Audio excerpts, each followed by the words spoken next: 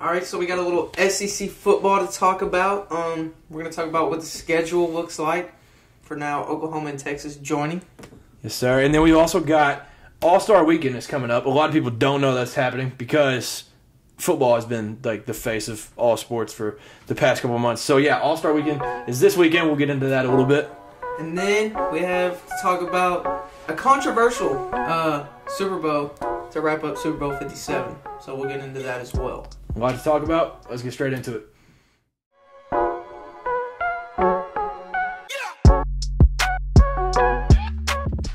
What's going on, y'all? We're back. Podcast 58. So over the past, since we've done the last podcast, there has been pretty big football game. Super Bowl.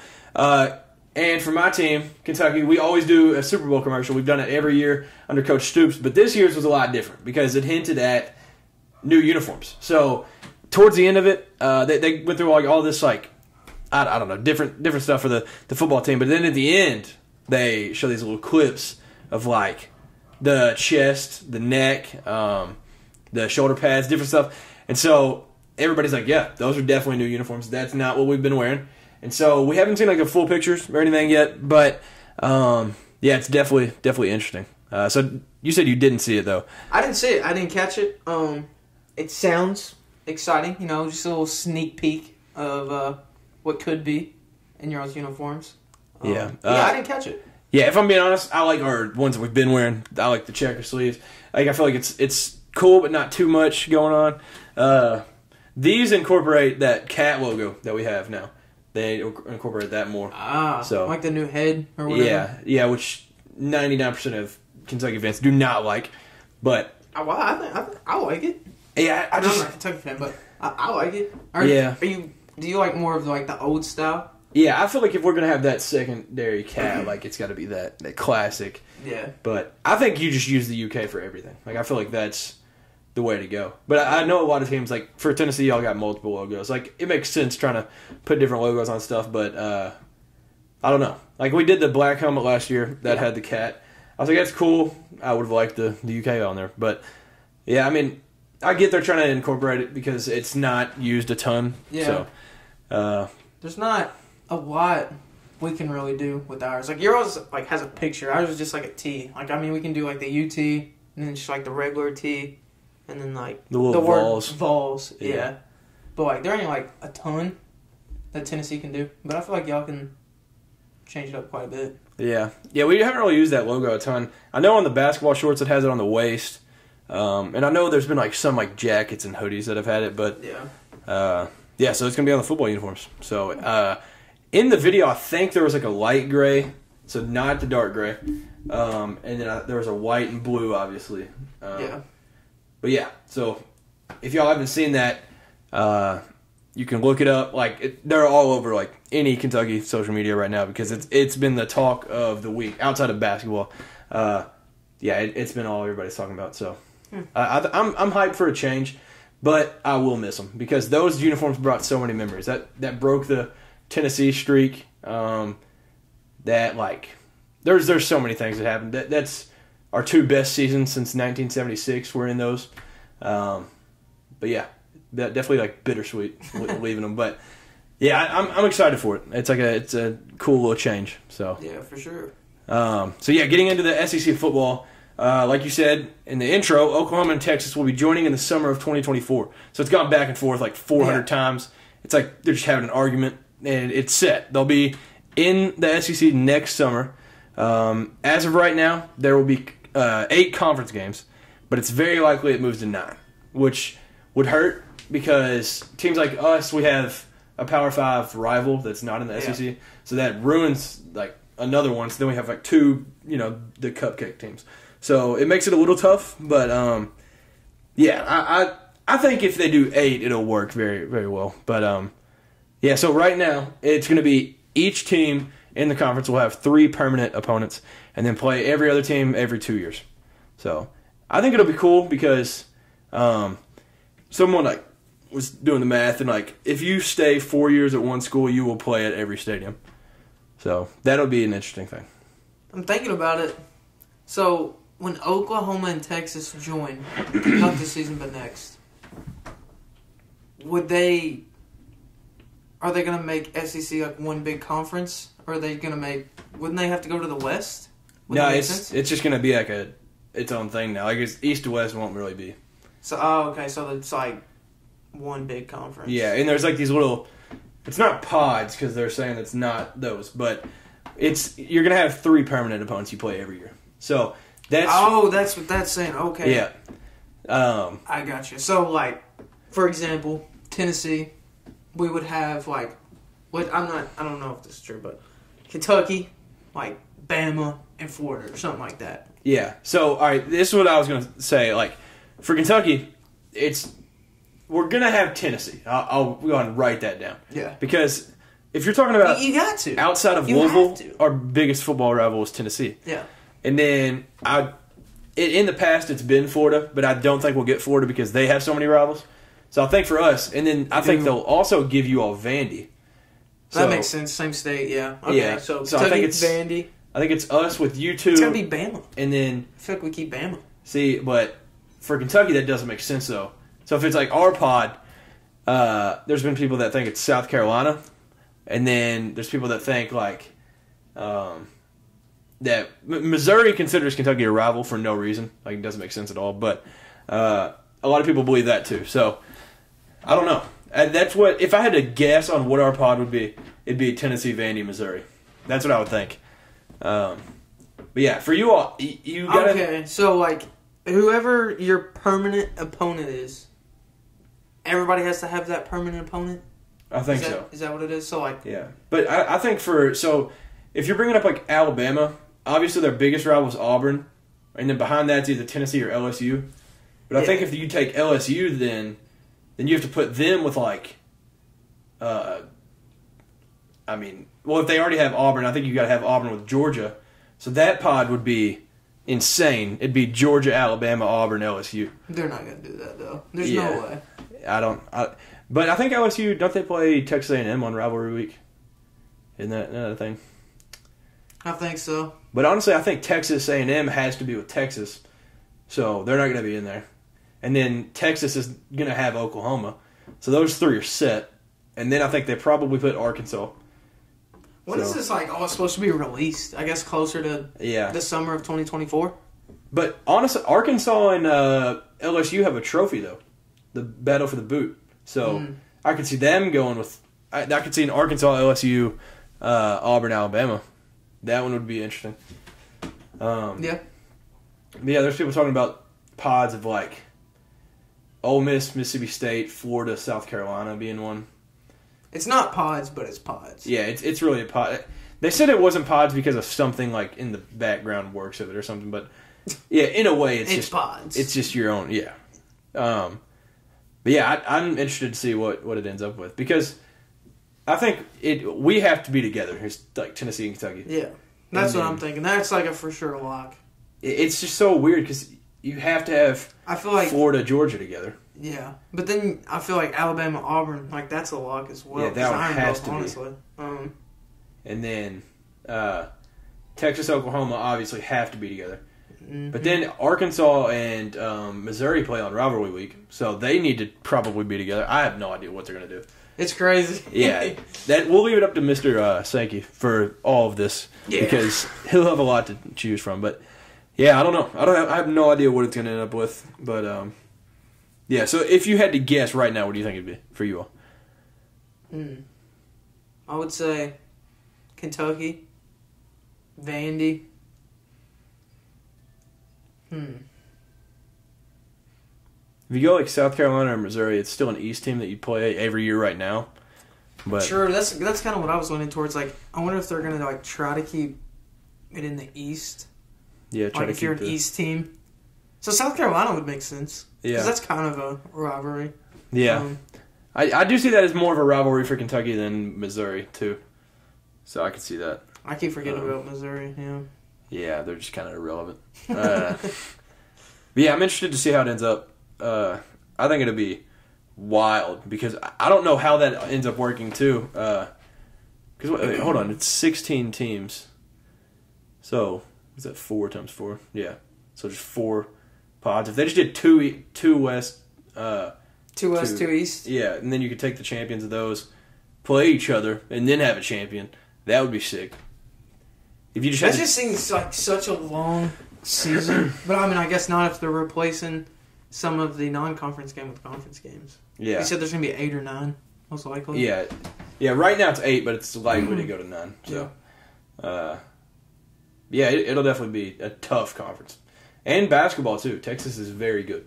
So, instead of, like, having... And Oklahoma's really good, actually. So, both of their additions will be good in all sports. And, I'm hyped for it, though.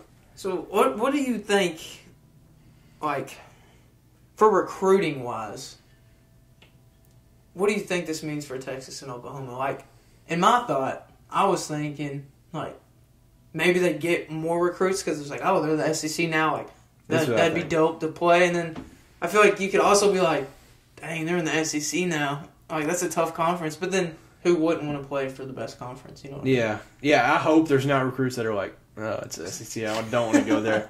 But there might actually be some. So I think it'll help, though. Especially get the guys out of Texas because there's a lot of guys from Texas that go to Florida, Georgia, Alabama. Like, I mean...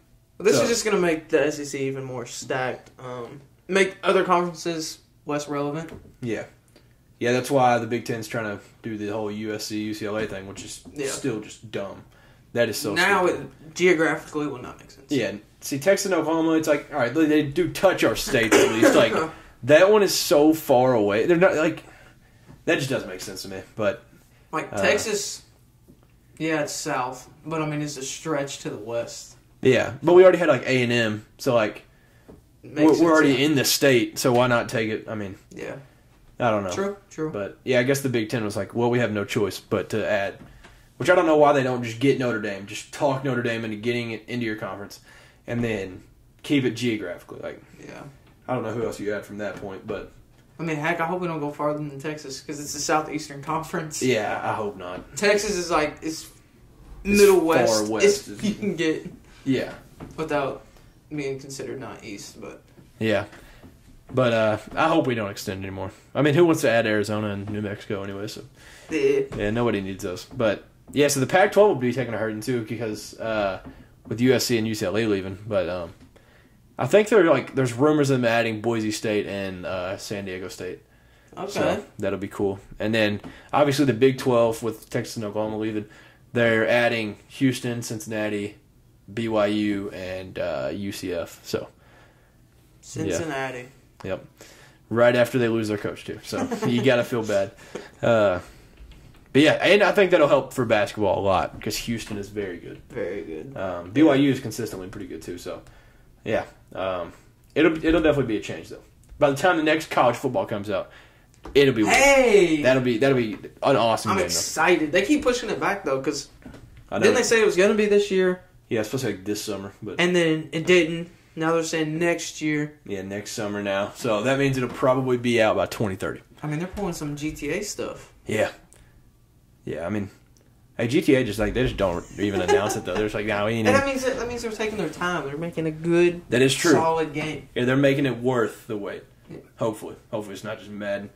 But, yeah, so Kentucky basketball. I was saying in the intro, All-Star Weekend is this weekend. Right now, what would you say your favorite event is of All-Star Weekend?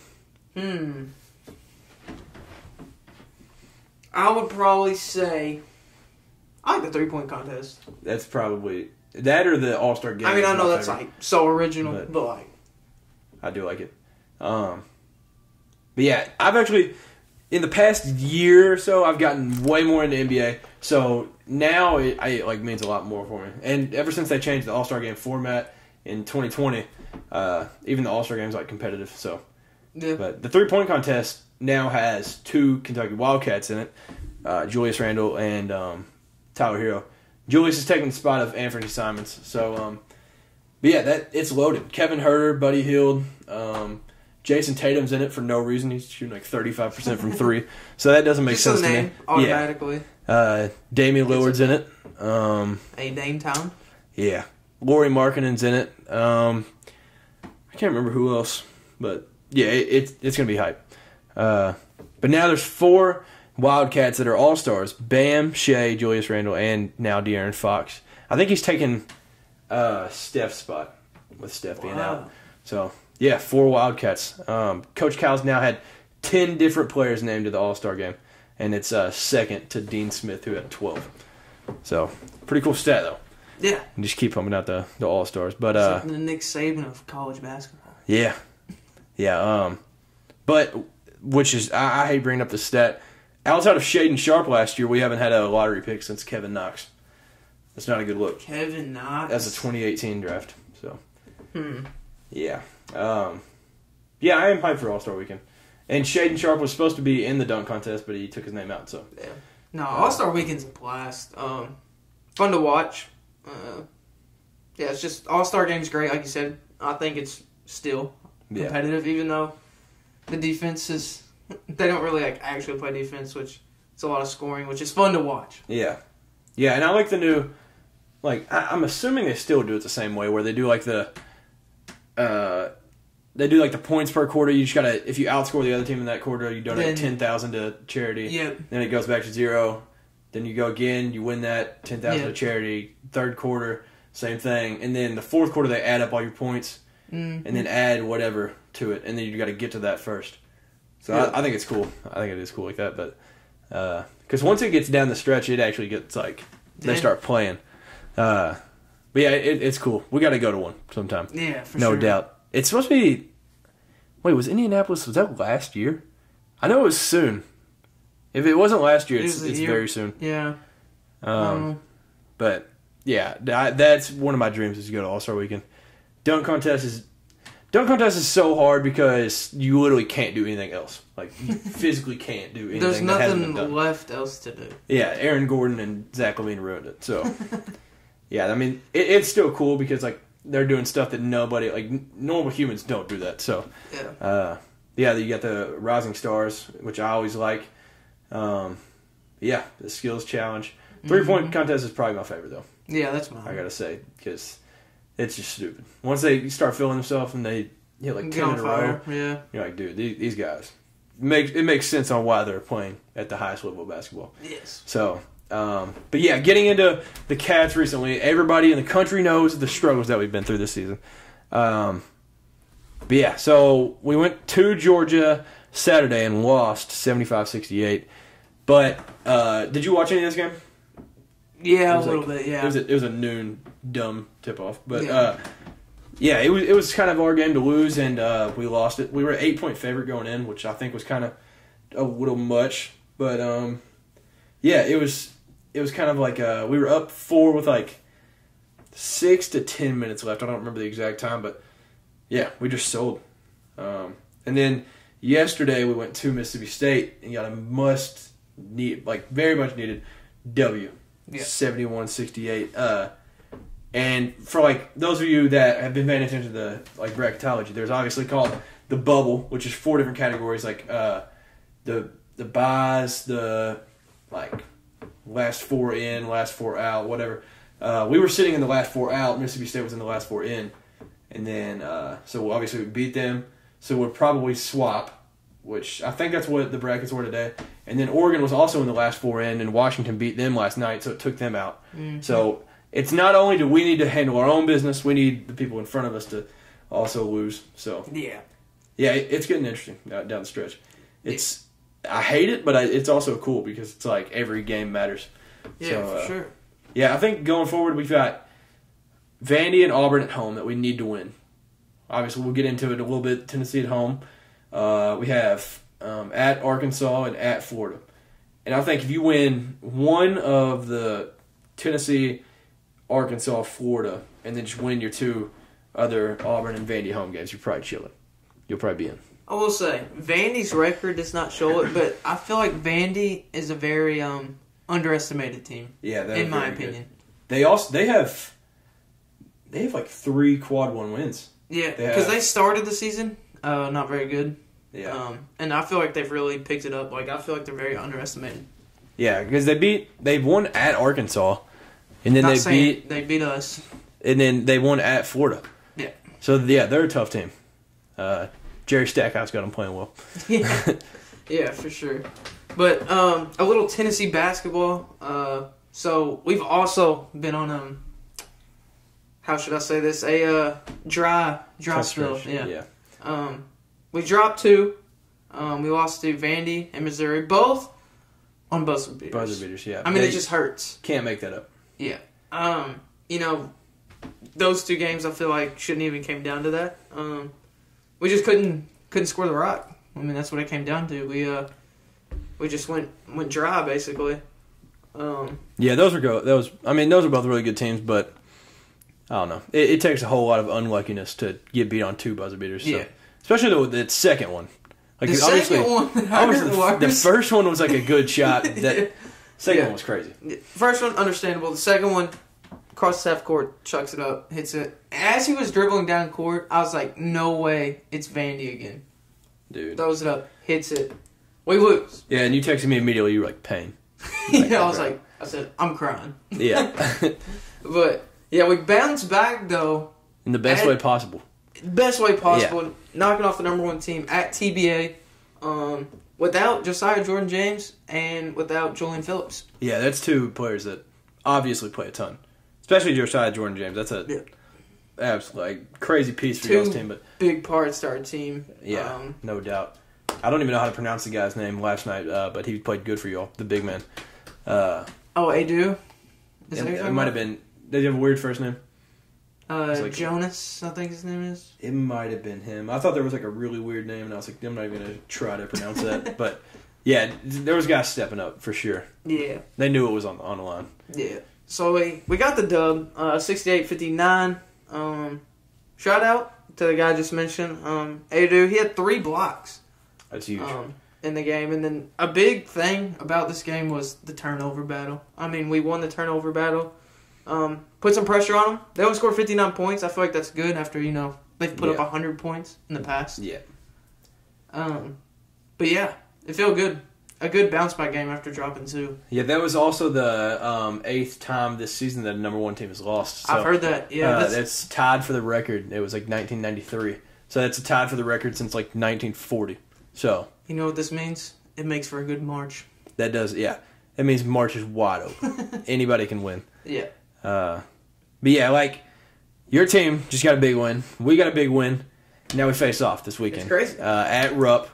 I'm assuming it's a night game. I haven't really looked yet. But yeah, that's definitely a huge game to watch, because that's a game that if we win, it's absolutely massive, because we just need as many quad 1 wins as we can get. We need our revenge this weekend. That is true. Yeah. Y'all beat us at our place. Now it's our turn. Come to y'all's place. Yeah, I think y'all come in hot. Don't say that. You're going to jinx it. Part of me, though, is like, I'm glad y'all beat Bama, because I don't want y'all coming in on 3 losses in a row. So I was like... Yeah, okay, yeah. So, and I just don't want Alabama to go undefeated in conference. There's been like 2-3 teams ever go 18-0 in conference. One was Kentucky when y'all went undefeated. Yeah, so I was looking it up. I know Florida did it in 13-14 when we had like a down year in the regular season. They went 18-0. But that team was loaded. Wilbekin, it was like Prather, Patrick Young. That team had some dogs on it. Yeah. But yeah, so I just didn't want them to go 18-0. Just a little selfishness, but yeah, I didn't want to see it. Yeah, so big win for y'all. Yeah, I think y'all come in like wanting revenge, because last game we talked about it. I was like, bro, we might lose by 40 when we were going there, and then we just changed the lineup, flipped a lot of what we were doing, and then we ended up winning. And I think it was a shock to you all and us, because we were like, what is this basketball? Like, has not happened all year. But yeah, so I think y'all are coming for like revenge for sure. I sure hope so. Rupp, tough place to play. It's loud. It's going to be a physical game. Both teams. Yeah, very. I feel like we play physical. I don't know. I remember last time we played, y'all out rebounded us by like 20 rebounds. So I feel like that's a focus point coming into Saturday. Yeah, over or under how many fights between Plavsic and Oscar. That's gonna happen. Yeah. But yeah, it'll definitely be a physical matchup, and it'll be nearly a sold out Rupp. SEC games Saturday nights are just awesome at Rupp. It might even be a day game. I don't know. Either way, it's gonna be a crazy crowd. Yeah, for sure. But yeah, and I forgot to mention, Severe Wheeler and CJ have missed 2 or 3 games in a row now. So I honestly don't have hope for them to. I don't think they'll play probably Saturday. Oh, wow. So CJ obviously a shooter and Severe just another leader. So I don't know if Josiah's going to be back and Jordan Phillips. I'm not sure. I think one of them said it was like their ankle or something. Yeah, I didn't look into what all it was. But. Yeah, I think it was an ankle or something. Or a hip flexor. I think Jordan Phillips had hip flexor issues or something. But, he's fine. Yeah. He wanted to rest up against Bama. Yeah. Like it's a big game. But yeah, like I said, we just need. We're taking a game at a time right now, but we need every win possible. Yeah. It's a tough situation to be in, but we're here, so we've got to deal with it. And to make the tournament, we've just got to handle our business, especially at home. The home game's we just can't let y'all come in and just walk all over us and just then head back to Knoxville. Yeah. But yeah, so around the college basketball world, also with Bama, this was last Saturday. Alabama versus Auburn. Not only a football rival, but it was a crazy basketball environment. It was at Auburn. Yeah. Bama ended up pulling it out 77-69, but Alabama has never been a 1 seed in the NCAA tournament, and they've also only made 1 Elite Eight. So I think this is a year that a lot changes. I think if they just handle their business, they're chilling, they'll get a 1 seed. And then I honestly think if they just even play average, they'll make it to at least the Elite Eight. So, it's gonna be wild seeing how they play because obviously Nate Oates, you see the Oklahoma game from this year, he just lays an egg the way they play because we were listening the other day, Jay Billis was like, Nate Oates' teams they're shooting if they shoot 90 shots, 45 are from 3 and 45 are at the rim. Yeah, and there's nothing else it's an exciting way to play, but it's also very vulnerable. So. That's also a reason why they haven't gone very far in the tournament. Yeah. So yeah, I'm excited to see it. They've got a very good chance to win the SEC though, the tournament. But yeah, and also Big Ten. We don't talk about it much, but Northwestern is the team of the week. No matter what people say, they beat number 1 Purdue. Then, that was their first top 10 win in school history. So what a way to do it! Yeah. What a way to break down the door, beating your first top 10 win is against the number 1 team. Yes, you can't do it any better. Yeah. And then they come back after that, beat number 14 Indiana. So, basically this tells me nobody's good in college basketball. We've said it multiple weeks in a row.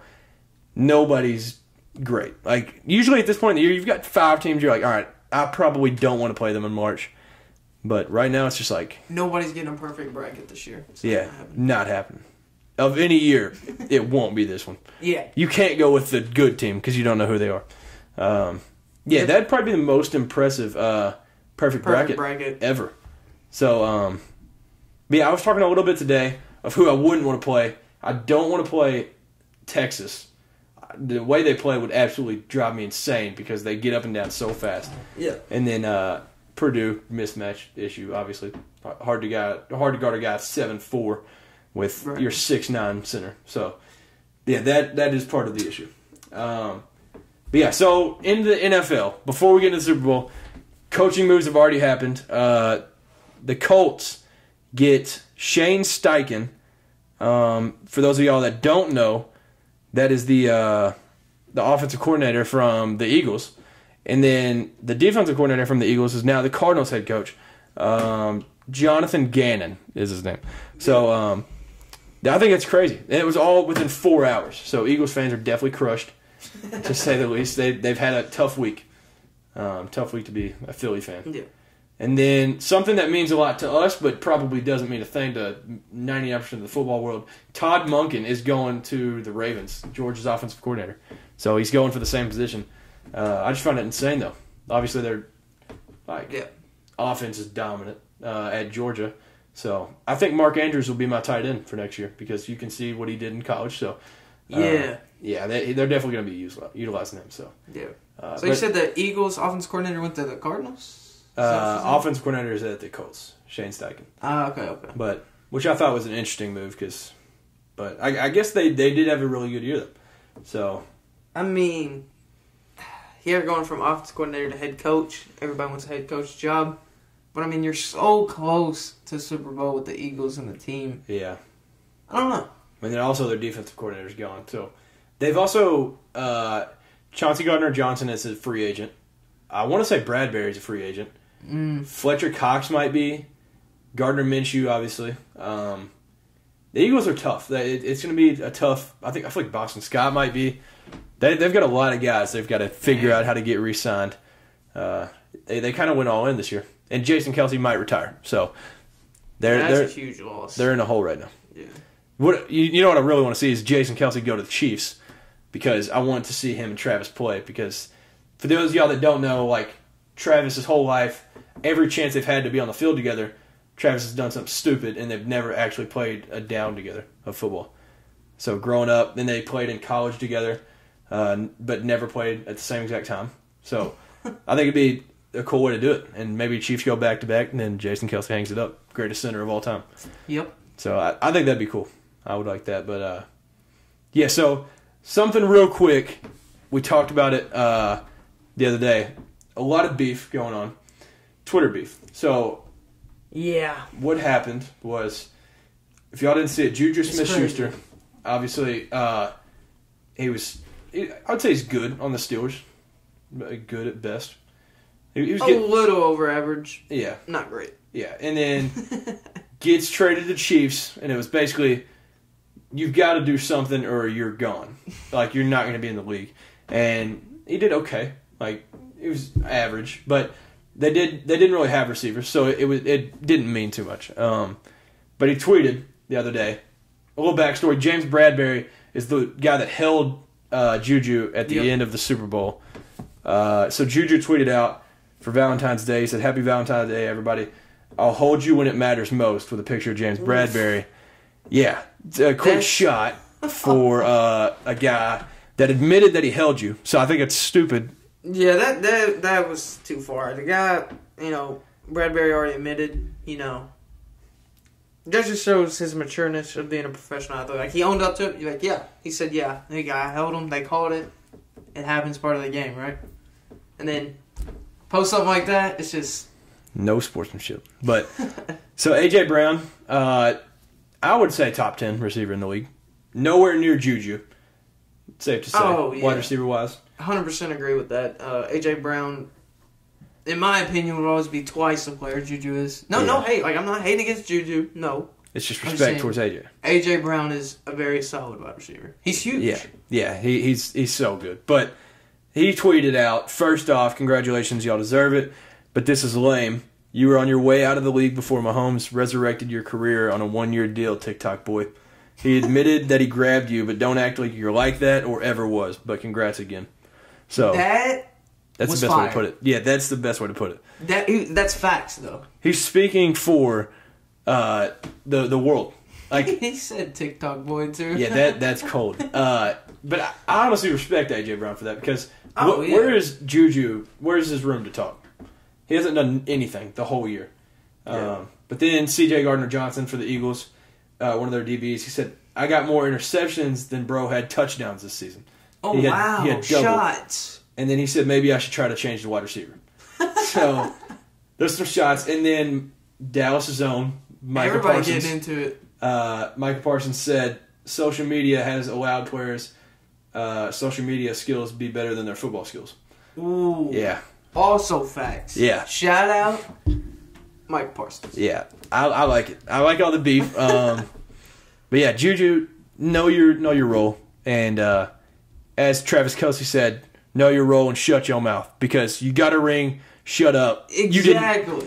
I mean, what are you talking? I was about to say, like, dude, you got the ring. Like, there's no reason he went out of his way to post that just to be petty. Yeah, it's stupid. But yeah, Juju also snapped back and said, like, he's like, bro, said he tried to bash James Bradbury, and he was like, now help me pick what finger to get my ring size for. So, yeah, I remember that. Just stop, man. I mean, you've like dug yourself a hole to where like you're gonna make the whole country and your own fan base hate you. It's like rubbing it in, like. Yeah, well, like you won the battle, like you have the ring, like It'd be different if, like, next year they came and said something to you, but, like, to kick them while they're down. Yeah, exactly. Like there's no reason. And James Bradbury, you could tell he was hurt. He's like, man, I held him, but I didn't think they were going to call it.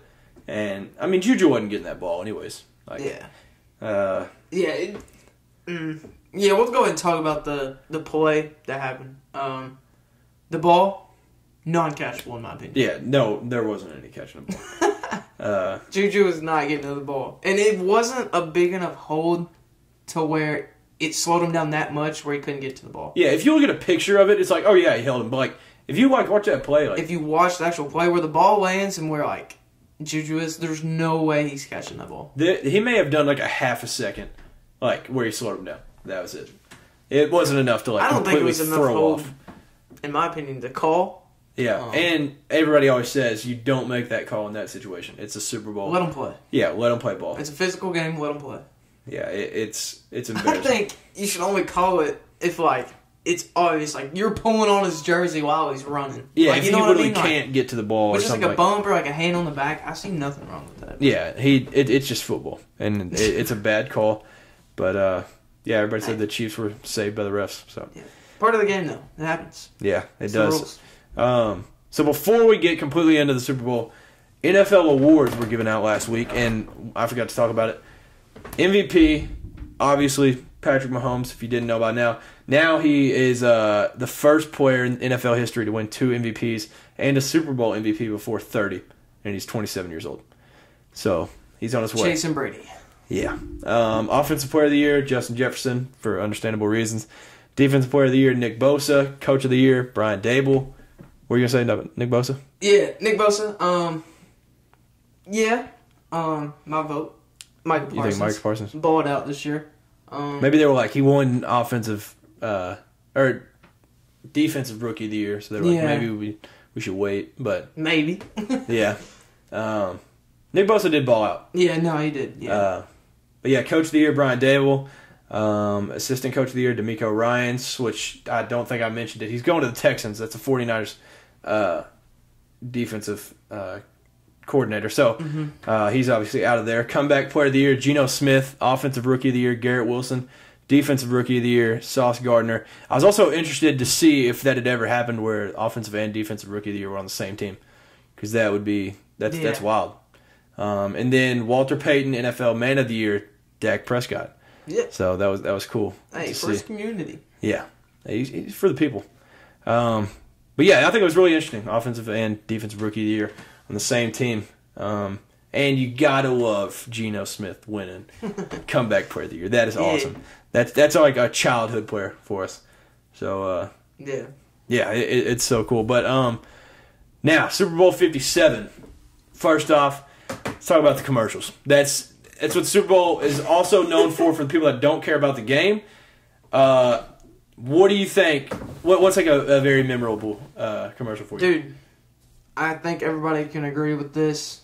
The commercial that got my neck. Tubi? Yep.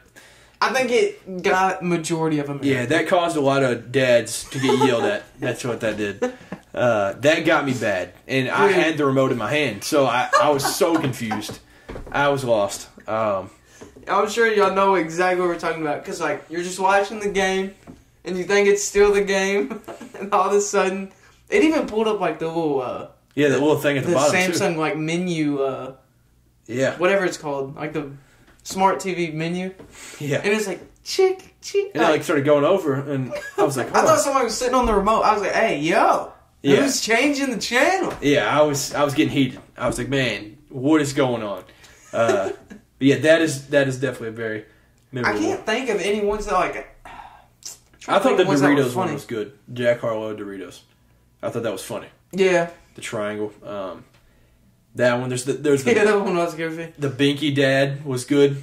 Do you remember that one? What was that one? It was like a Kia, and he like basically he forgot the Binky for his kid at home. So he was like driving. He had to like go detour, go through like the mountains, through the trees. He went and got it, and then he flew back, and then he got the wrong Binky, and then he went again. I don't remember this one. Or no, he got it, put the Binky in the baby's mouth, spit it out, and then they were like, "Oh, it's the wrong binky," so then he had to go do it again. And then, yeah, it was a good commercial. I like it. What commercial was? Who was it for? It was like Kia or Toyota or something. It was just a car commercial, but yeah. Oh, okay. I think I might.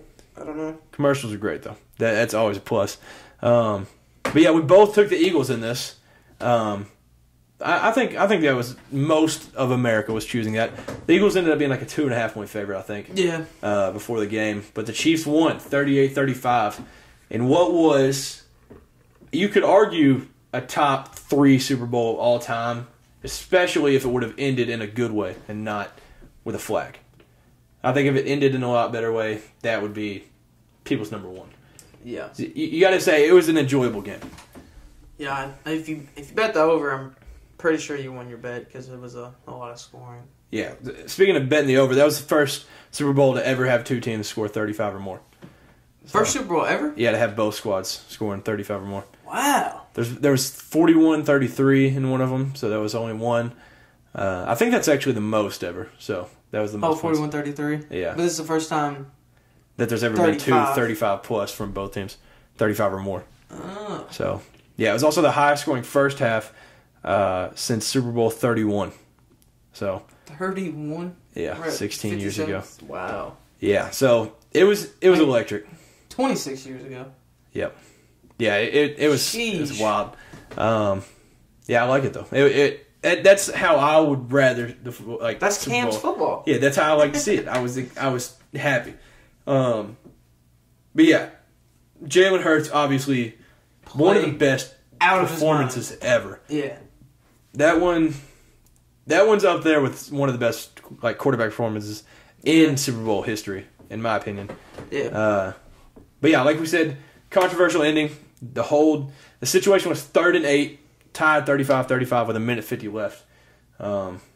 Yeah, and obviously people were like, 1:50 left, it didn't do anything, but it got you that first. It's 3rd and 8. Yeah, so then, what was it, McKinnon that ended up running it, kneeling at the 2. Yeah. So then they could run it out. But also shout out to him because I saw a post. It was he could have scored a touchdown and told his kids and grandkids, yeah, I scored in the Super Bowl. But instead, he would rather win and get his team the rings instead of getting his own personal stats. So shout out to McKinnon for being a smart football player. Yep. So yeah. So Patrick Mahomes got hurt late in the first half, right before halftime. And I also need to know what they're putting into this man to keep him. That dude acted like nothing's ever happened to him in the second half. It looked like he had never been hurt in his whole life. Yeah. Oh, yeah. They're putting something special.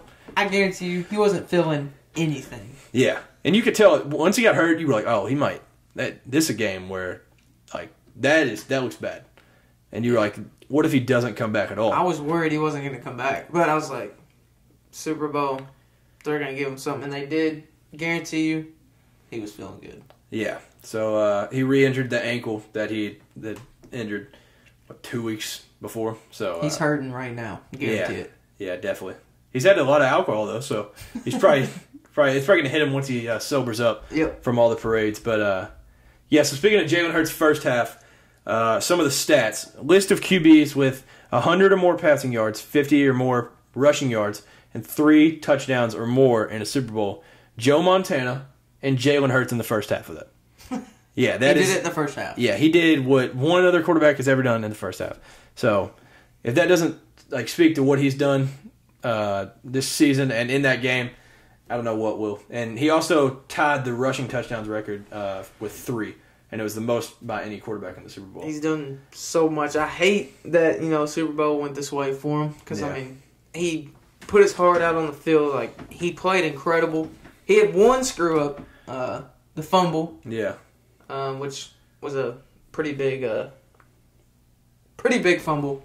But other than that, what a game. Yeah, no doubt. And was it Patrick Mahomes after? He was like, if there's any doubters left, I don't know what you're doing. Because, if there's anybody doubting Jalen Hurts at this point, you've lost your mind. He's got... Mahomes said that? Yeah, I'm pretty sure it was Mahomes after. He was like, I don't know what people are doubting for now. Y'all saw it. Yeah. So it's on you if you're doubting. Because he's lost 2-3 games tops as a starter. Yeah. So, Yeah. Jalen Hurts finished with the most rushing yards and most rushing touchdowns by a quarterback in Super Bowl history.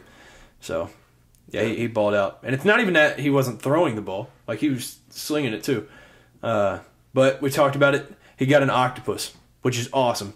That's just a cool thing that a guy wants to see. Yeah. For those of y'all that don't know what an octopus is, it's where a player scores a touchdown and then also scores the extra point. 2-point conversion. They also get that. So he rushed the touchdown in, and then they ran it in with him for the 2-point conversion. So that was awesome. Somebody made a lot of money on that bet. Yeah, he bet the octopus. Yep. Yeah, you're living lavish. So Patrick Mahomes won Super Bowl MVP. First player to win MVP and Super Bowl in the same season since 1999 when Kurt Warner did it. So Kurt Warner. Yeah, absolute legend. But yeah, like you said, Jalen Hurts left it all on the field. The one play hurt him, but the Chiefs finished with 38 and the one touchdown got 7. That defense led up 31 after being so dominant all year. And they had the second most sacks ever in a season. And then in that game they had none. So I think they big turnaround for the Chiefs O-line. Yeah, no doubt. That's what everybody was like. I don't know if they can hang. Yep. But yeah, it was wild. I was not expecting it. I was thinking there was a chance it was like low scoring, but it ended up being everything I dreamed of it being. I think it was a great Super Bowl. Yeah, and for those of y'all that didn't see it, Chad Henne retired. The greatest backup in sports history. Play for the Dolphins. I'm pretty sure, right? I think so. He went to Michigan. A long time way back when. I remember playing Madden a long time ago, and I remember playing with Chad Henne. Yeah, there's something with those Michigan quarterbacks, though. Chad Henne and Tom Brady, two of the best quarterbacks to ever do it. So, let's see. I don't know if he did. If y'all didn't know, Chad is number 2, GOAT list. Dolphins, 2008, 2011. Jaguars, 12-17. Wait, when did he play for the Dolphins? 2008, 2011. Yep. I knew it. And then Chiefs, 18 to present. So yeah. Shout out to him. He made a career out of being like Patrick Mahomes' backup, and if they needed him, he was ready. There. He was ready. Yeah. For sure. So yeah, shout out to him. But yeah, that was a wrap to what I thought was a great NFL season. I think I'm extremely excited for next year though, with D'Amico Ryans to Houston. Obviously, he's a Houston legend. And then also J.J. Watt said if D'Amico calls him up, he'll be there and help him out. So I think that's going to be awesome. And obviously they have, the number 2 pick? So you got to think they're taking Bryce Young, I would assume. Unless something crazy happens. But, I think next season's going to be awesome, though. Yeah. All new head coaches, and a lot of players will be healthy. So, yeah, I think it was a good way to cap it off, though. Rihanna, halftime show. What were your thoughts on that? Oh, yeah, the halftime show. So, she was pregnant. Yeah, that's quite the way to, show it, Announce too. it. Yeah. Did you see how many dancers there were? Dude, there was, hundreds. It was crazy. I couldn't believe it. When they did the zoom out camera, the whole field and, the little platforms in the sky had all these, people in white. I would say there was at least 100. Yeah. At least. There's probably more. There's a lot of memes on Twitter about it too. It was there was a group of them that were running out, and it was pictures coming from the bullpen when a fight breaks out. I was like, that's hilarious. That's good stuff. But yeah, I thought it was awesome. And Chris Stapleton, awesome. Wow. That was amazing. National anthem. It made the Sirianni. Yep. Yeah, Sirianni cried. That understandable. Jason Kelsey did too. Yeah. So Chris Stapleton outdid himself with the national anthem. It was awesome because it sounded like Chris Stapleton. Yeah. And it's America's song, so it was. A lot of people will say it was Whitney Houston. That one might be my number 1. It was good. That one's an argument for it. Yeah. But yeah, it was just a cool experience. Arizona, I think it was the 4th time they've hosted a Super Bowl. So, yeah, it was awesome. Yeah. I enjoyed it. Oh, I know something we could talk about. I forgot to ask you about is during the game. What'd you think about the grass? And dude, everybody slipping. Did you see how much it cost to make that grass? No. $800,000. Which would cost not $800,000. They should pay them to put that Because they said it was a new grass that they were testing out. They put it on golf courses. Why test out a grass in the Super Bowl? Yeah, that's the last place you should do it. That makes no sense. And with the Eagles, they had like 9 players in the first half switch shoes. Yeah, there was a pile on the sidelines of everybody throwing the cleats that they were wearing and putting on, I guess, better, like just yeah, that was embarrassing. That's a bad performance by whoever made that grass. Horrible. They'll never use that grass again. Yeah, that'll never fly. Because that was just, people were slipping. That could have been bad. Jake Elliott, when he slipped on the kick, that could have been very bad. He slipped, and it still made good contact, but he could have done something. I mean, there was nothing they could do about it. The game was there. It had already started, but, I can't see him using this grass again. Because it's injury prone, you know what I mean? Yeah, that's worse than what people think turf is. So yes. Yeah, whatever people think turf is, that's what that is. And then, but I am pro grass, I will say. I am pro grass. Yeah, I all for the safety, and that's football. That's just the man's sport. Yep. But yeah, the grass was an L. To say the least. L in Super Bowl 57. Yeah. So, you got any last things to say? Oh man, I think that about does it. Wait, the Vols got their SEC championship baseball rings, right? Yes, we did. I forgot about that. There's I saw you repost them. Yeah, they look clean. Those are dope. Vols are second in the SEC right now, like preseason. LSU's top dog. They're tough. They're going to be nice. But they sent out the preseason top 10 list. I saw or top 5. There's 3 6 SEC teams in the top 10. Okay, that's what it is. Yeah. Yeah, that I is think ridiculous. 3's in top 5, right? Us, Vandy, and Florida. Or no, Vandy's like 10. I want to say A&M. I think maybe LSU's 1. I thought Florida was 2, and then y'all were like 3 or 4. Oh, sheesh. Okay. Maybe. But let me see what we see. Yeah. Let's see if you can find it. The power rankings for the SEC is Tennessee 1, LSU 2. Hey. But yeah. Oh yeah. So this was the.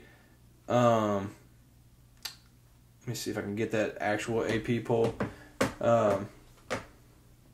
Yeah, exciting. Baseball season's right around the corner. End of the basketball season, March coming up. So a lot more sports importance. Wow. Coming. So there's 4 in the top 5. It's LSU 1, Tennessee 2, Stanford 3, Ole Miss 4, A&M 5. Okay, I knew A&M was in there. Okay, and then 4 out of 7 5. Florida, 8 Arkansas, 10 Vandy. Wow. Yeah. So wait, that's 1, 2, 3, 4, 5, 6, 7 of the top 10. 7 of top 10 is the Southeastern Conference. Yeah. Also in the top 25, you've got Alabama, and South Carolina is also in it. So, yeah, I know the Cats are like 3rd from worst preseason in the SEC. So, yeah, we haven't been good since like 2017. But there's a chance they somehow keep bringing back Nick Mingione or whatever, however you pronounce it. But yeah, we'll. Hey, I'll turn it around. Hey, I will say we got one of the coolest parks in the SEC, our baseball park. So, but isn't yours turf? Yeah. Yeah. So. Also. Yeah, that's got to be a nightmare for some infielders. That's a scary. I've played on turf myself when I played way back when.